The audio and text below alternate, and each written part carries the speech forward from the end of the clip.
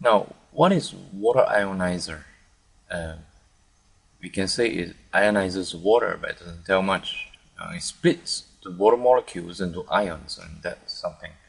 Basically, a water ionizer produces alkaline water, neutral water, and or acidic water by adjusting certain parameters in the ionizer.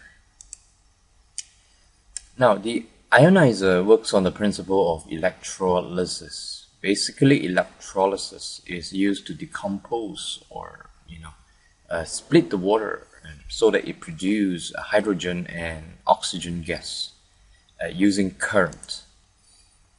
Now, in terms of the water ionizer for producing drinking water purposes, it basically split the water molecule into hydrogen ion, which is represented by H+, and hydroxyl ion, represented by OH-.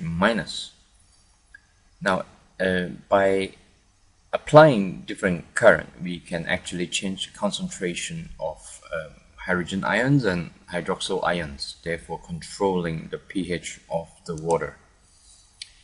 Now, this is a basic design of the structure of a water ionizer. As you can see, it consists of two chambers. Okay, this is a simplified diagram just to illustrate what is an water ionizer.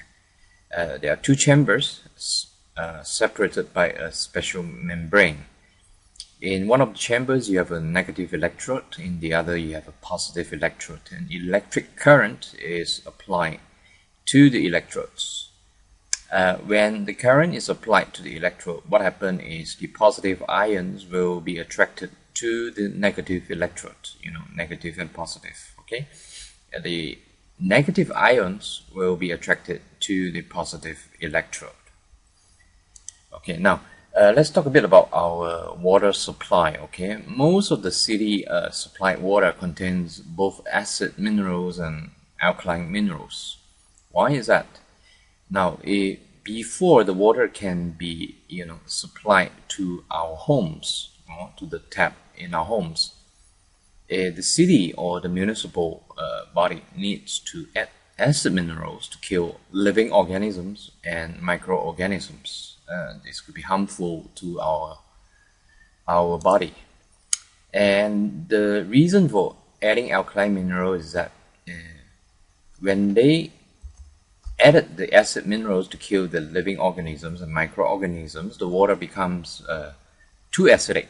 Okay, so what they do is they add alkaline minerals to make the water not acidic. Okay, may not be alkaline pH, but rather to neutralize the acid so that it's probably near neutral pH.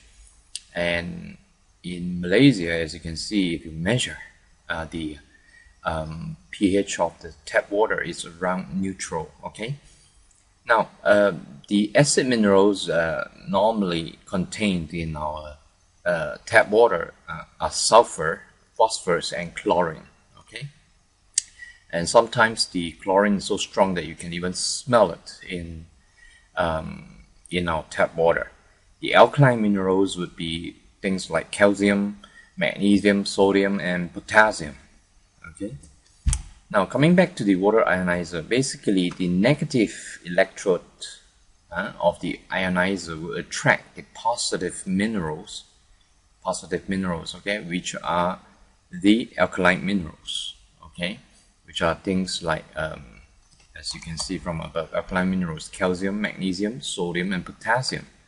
Whereas the positive electrode will attract negative minerals, which are sulfur, phosphorus, and chlorine.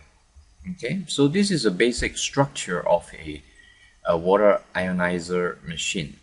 Now, in most of the commercial water ionizers in the market, normally, they would include a filter of some sort to take out to further take out things like chlorine or bacteria and so on. It's like any decent water filter used in household. Okay, so that the water that is fed into the water ionizer is clean enough